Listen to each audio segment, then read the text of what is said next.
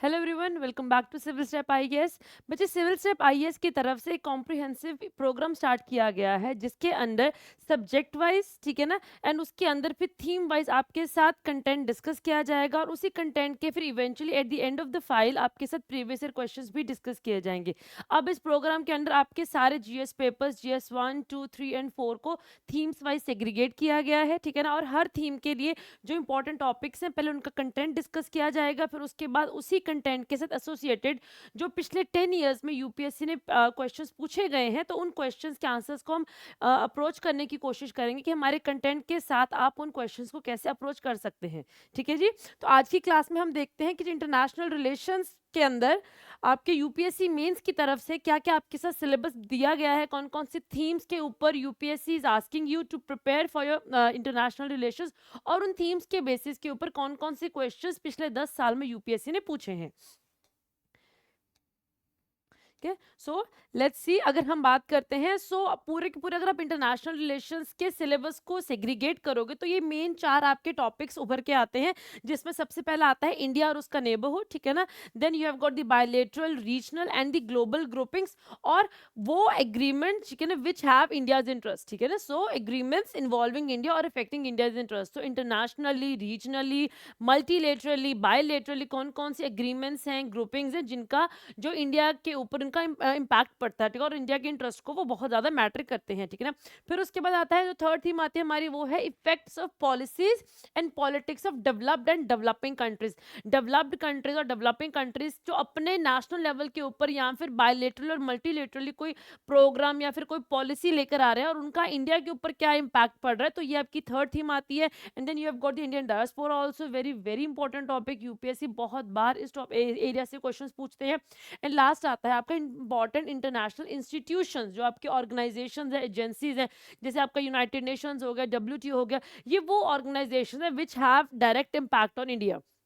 तो ये आपके 4 मेन थीम्स हैं, ठीक है ना। अब हर थीम के लिए हमने एक नंबर ऑफ लेक्चर्स को डिटरमाइन किया है। जैसे इंडिया और नेबरहुड है तो हमारी बहुत सारी कंट्रीज आ जाती हैं, बिग टॉपिक है, तो इस टॉपिक को हम 2 लेक्चर्स में कवर करेंगे। सिमिलरली जितने भी हमारे bilateral, regional and global groupings हैं, ठीक है ना, which are involving India and they are affecting India's interest, तो ठीक है ना, that is also big topic. बहुत सारी ग्रुपिंग्स हैं हमारी, ठीक है, नेशनली और इंटरनेशनल लेवल भी, तो उसके लिए भी हमारे 2 लेक्चर्स हैं। Then effects of policies of developed and developing countries and Indian diaspora, तो for that also we have got 2 lectures.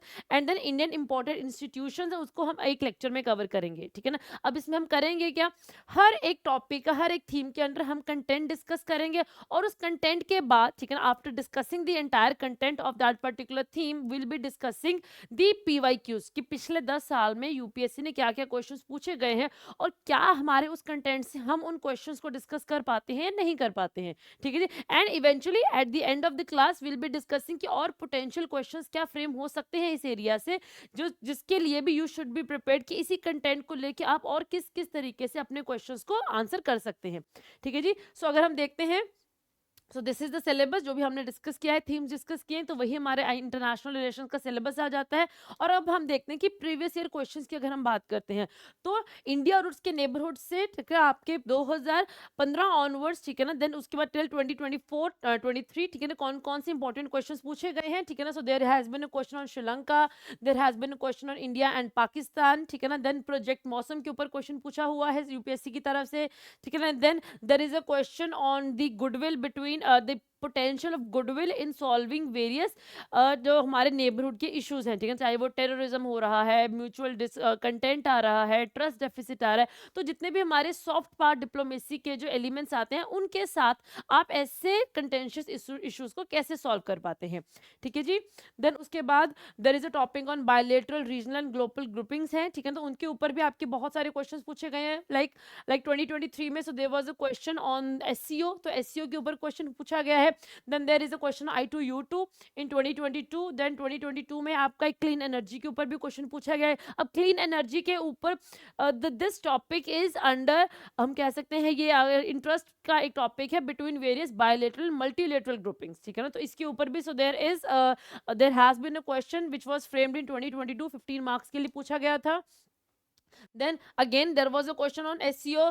Then उसके बाद अगर हम देखें तो 2020 में, ठीक है ना, 2020 में तो there was a question on Quad, ठीक है ना। Then in 2020 also so there was a question Indo US defence deals and India Russia defence deals के ऊपर क्वेश्चन पूछा गया था।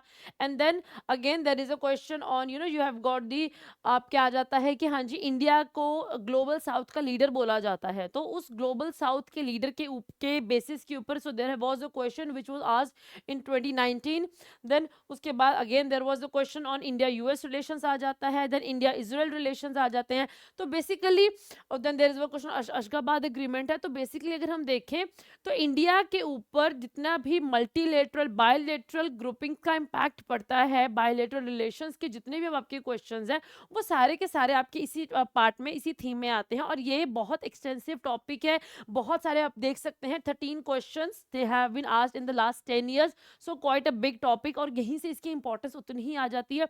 तो यहाँ पे भी हम करेंगे with the same pattern will be followed, कि first will be discussing the content, कि इस एरिया में, इस पार्ट ऑफ द सिलेबस में हमने क्या क्या आपके पास कंटेंट होना चाहिए, because when you will be writing the answer for that you need a content, ठीक है। उसके लिए पहले हम कंटेंट डिस्कस करेंगे कि हर एक पार्ट के लिए आपके पास क्या कंटेंट होना चाहिए, and then eventually after the end discussing the entire content will be discuss, देखेंगे कि हम क्या उस कंटेंट के साथ अपने PYQs को आंसर कर पा रहे हैं, नहीं कर पा रहे हैं।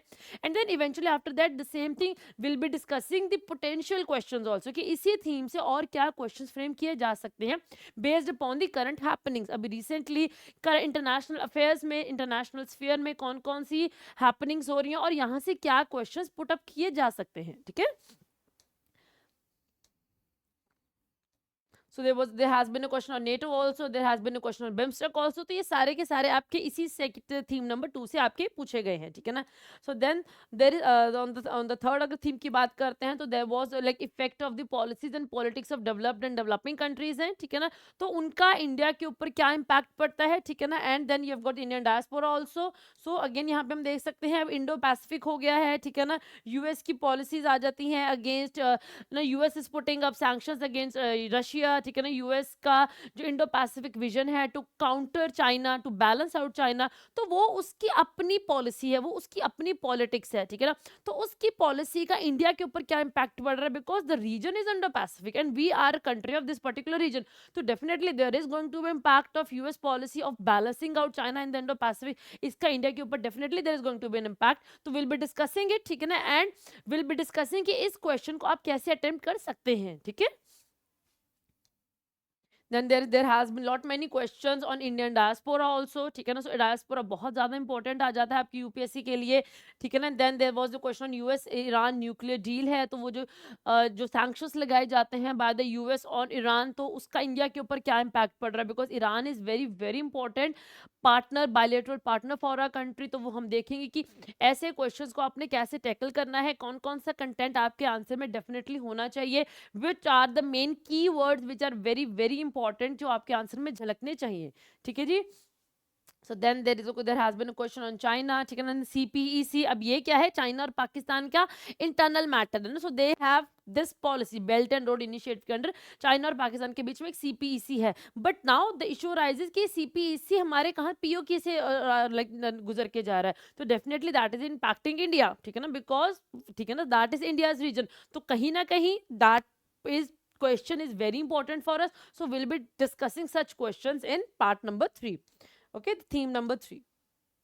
And then like important international institutions हैं, सो WHO के ऊपर क्वेश्चन पूछा गया है, यूनेस्को आ चुका है, WTO है, UN है, इकोसॉक है, ठीक है ना। सो देयर मल्टीपल क्वेश्चंस हैं आपके UNSC के ऊपर पूछे गए हैं क्वेश्चन। तो आप देख सकते हैं कि जितने भी कौन कौन से मेजर इंटरनेशनल एजेंसीज हैं जिसके ऊपर UPSC क्वेश्चन फ्रेम करते हैं, ठीक है ना। अब एक हम सैम्पल फाइल देख लेते हैं कि हम पढ़ेंगे कैसे, कि जब हम ईयर की बात कर रहे हैं, so will be discussing the entire syllabus, will be discussing the entire themes, तो हम कैसे डिस्कस करेंगे।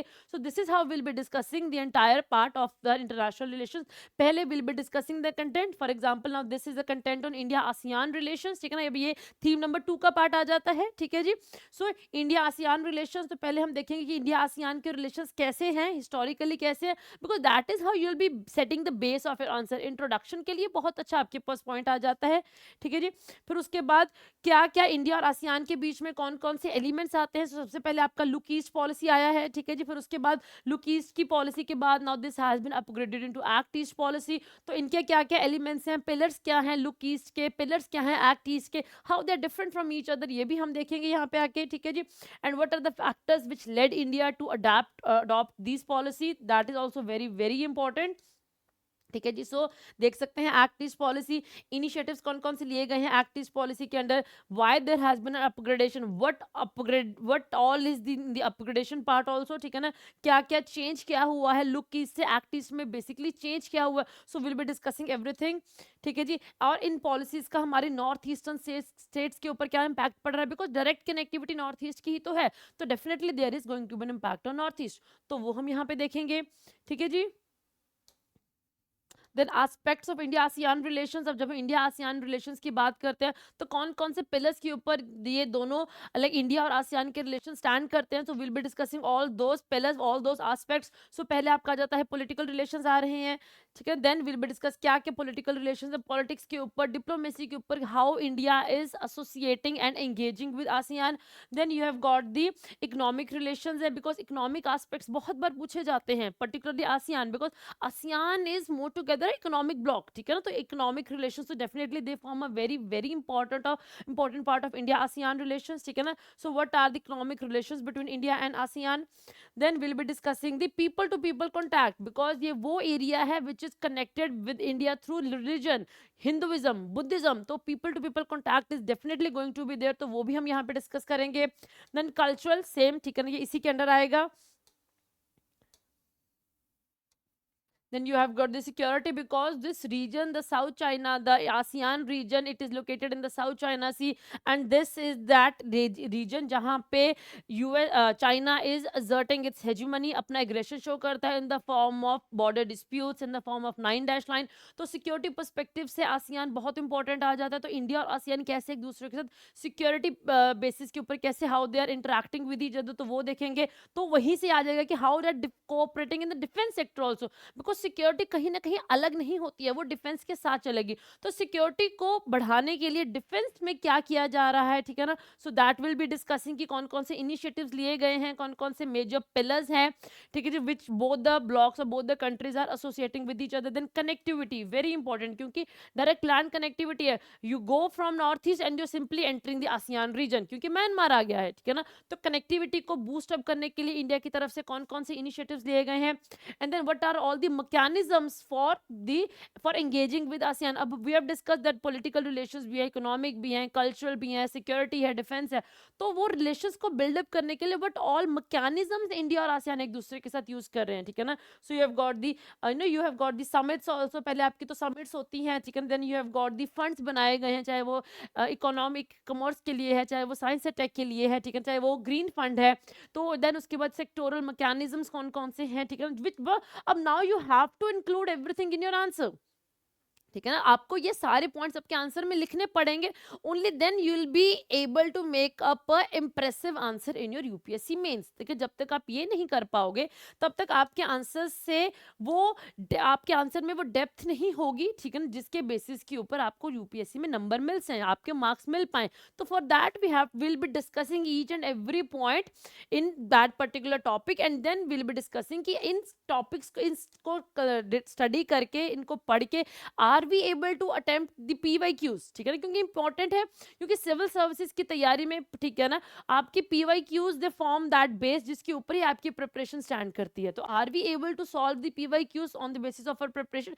ये हमारा सबसे पहला वो आ जाता है मोटिव, ठीक है ना। सो देन सिग्निफिकेंस क्या है दोनों कंट्रीज के रिलेशंस के एक दूसरे के लिए, ठीक है ना, ठीक है ना, what is the significance of ASEAN to India, ठीक है ना। अब यहाँ पे स्ट्रैटेजिक भी होगी, कुछ इकोनॉमिक भी होगी, कुछ आपकी डिफेंस पर्पसेस से भी होगी, सिक्योरिटी इंपॉर्टेंस भी है, कनेक्टिविटी इंपॉर्टेंस भी आ जाती है, ठीक है जी। देन नॉर्थ ईस्ट के लिए it is very very important, ठीक है ना। देन उसके बाद apart from that everything you have got the South China से because of the China element, ठीक है ना। Then because it is very important part to oversee our act east policy, so यही आ जाती है आपकी ASEAN की इंपॉर्टेंस हमारे लिए।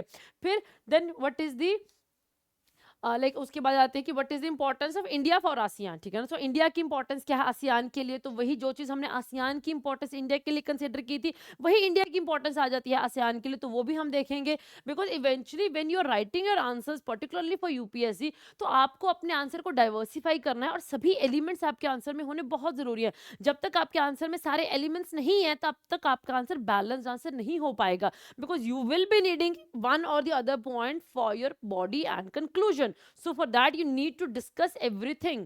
Okay, then after discussing everything, but still there are certain challenges, तो वो challenges क्या है, वो impediments क्या है, we'll be discussing that also. कैसे आप उन challenges को overcome कर सकते हैं, ठीक है ना। so what called could be the solutions, तो वो हम यहाँ पे discuss करेंगे। so with this आप इस जब आप इन सारे elements को discuss कर लोगे, तो उसी के साथ आप अपना एक प्रॉपर पूरा टॉपिक कंप्लीट करते हो। तो जब आपका टॉपिक कंप्लीट हो जाता है, then you will be discussing कि क्या आपके जो पीवाईक्यूज पिछले सालों में क्वेश्चंस पूछे गए, are you able to solve those questions, ठीक है ना। तो उसके बाद इवेंचुअली वो सारा कंटेंट डिस्कस करने के बाद will be discussing the PYQs also. For example in 2016, so there was a question on evaluation of economic and strategic dimensions of India's look east policy, ठीक है ना। तो यहाँ पे ये इंपॉर्टेंट आ जाती है कि अब यहाँ पे क्या कि आपकी लुक ईस्ट पॉलिसी का इकोनॉमिक और स्ट्रैटेजिक आपके डायमेंशंस को इवैल्यूएट करने के लिए बोला गया है। तो सबसे पहले तो आपने करना क्या है, आपने लुक ईस्ट की इकोनॉमिक और स्ट्रैटेजिक डायमेंशंस को देखना है कि क्या क्या है, और फिर you have to evaluate them, because UPSC के मेंस में एक डायरेक्टिव बहुत इंपॉर्टेंट आ जाता है। When they have asking you to evaluate, then आपको डिस्कस नहीं करना है, आपको एनालाइज नहीं करना है, यू हैव टू इवैल्यूएट, ठीक है ना। तो हम देखेंगे कि पहली बात तो डायरेक्टिव का मतलब क्या होता है, what do you mean by evaluate, ठीक है ना। एंड देन उसके बाद you will B approaching your answer. How will you approaching your answer, पहले आप डायरेक्टिव देखोगे कि आपने डायरेक्टिव करना क्या है, आपने इवेंचुअली अपने आंसर कंटेंट को किस तरीके से मोल्ड करना है, ठीक है ना। फिर उसके बाद आपके आंसर में कुछ कीवर्ड्स होने बहुत जरूरी हैं, because keywords because those were the words which you will be underlining in your answer. So again very very important. And then as you know all know, ठीक है ना, हमारा जो आंसर है वो 3 पार्ट्स में आता है, इंट्रोडक्शन, बॉडी एंड स्ट्रक्चर। तो आपका there has to be an introduction to your answer, then there has to be the main body of the answer, जिसमें आप अपने इकोनॉमिक डायमेंशंस और स्ट्रैटेजिक डायमेंशंस को इवैल्यूएट करोगे, ठीक है जी। उसके बाद ठीक है ना, जब आप ये these are the elements, then you will be discussing the strategic dimension also, and after discussing all these dimensions you will be concluding your answer, ठीक है जी। So these are all the strategic dimensions आ जाते हैं, और फिर आप अपने आंसर को कंक्लूड करोगे विद अ कंक्लूजन, ठीक है ना। जब तक आपके आंसर में ये सारे एलिमेंट्स नहीं आते हैं, स्ट्रक्चर आपका पूरा नहीं होता है, तब तक आपको वो मार्क्स नहीं मिल सकते हैं जिसकी आपको जरूरत है, ठीक है जी। So during our upcoming lectures will be discussing the entire international relations in this particular format itself, ठीक है जी। So hope to see you all soon, ठीक है जी। हम सारे इसी पैटर्न के ऊपर हम सारा कुछ डिस्कस करेंगे, और will be discussing each and every part of international relation in a very very detailed manner, ठीक है ना। So till then, goodbye, take care, and hoping to meet you very soon. Thank you.